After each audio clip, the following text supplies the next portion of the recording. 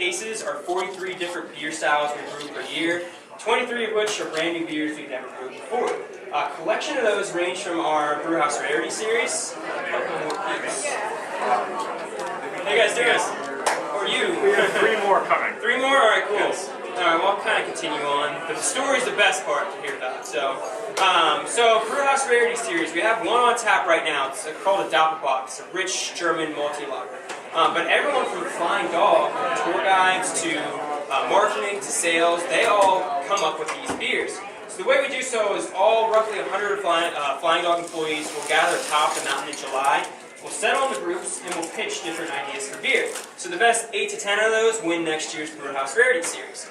So again, it's cool. Everyone has a say in what our beers will be. Again, there's one on tap right now. We'll have some more coming out this year. A Mexican hot chocolate stout. Sounds amazing. Juniper IPA. It's really cool. Everyone has a say when we're on top of this mountain. Hey guys, you're here. That's everybody. All right. So the story of the name of Flying Dog actually also begins on a mountain over there, and it starts with that guy up on the tap handle, Mr. George Stranahan. So George is the heir to the spark plug fortune. Means he's a wealthy guy, he's an adventurous guy. George is so adventurous and wealthy, he has his hands dipped in whiskey, wine, photography, journalism, not quite yet beer. So, the year is 1983, George is 53 years old, and he decides, you know what, I'm an adventurous guy, I'm going to climb a mountain. Not just a regular mountain, he's smart enough to decide to climb the world's second tallest mountain, K2. It's also nicknamed Savage Mountain, meaning that 1 out of every 4 people that attempt to climb it are not going to make it back down. So we gathered 12 or 13 of his closest friends to better his odds, right? And they climb this mountain. So before they do, they are provided with a donkey, that little guy there, and a Sherpa. And they notice this donkey comes along with a saddlebag. And they're like, dude, let's load this thing up with as many booze and drugs as we possibly can. And the tour guide's like, or the Sherpa says, no man, you're going to need things like oxygen, things you'll actually use to climb a mountain.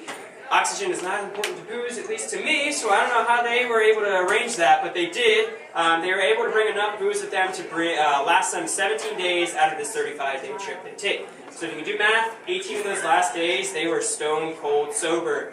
Oh my God, it's the worst thing in the world, right? 18 days. So they climb that mountain, they are able to make it back down. Everybody survives, amazingly, nobody dies.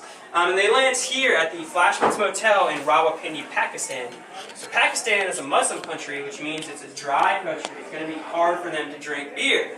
And last, they sign a document stating, if I'm a Christian, my father's a Christian, they don't really care if you drink beer. So what do?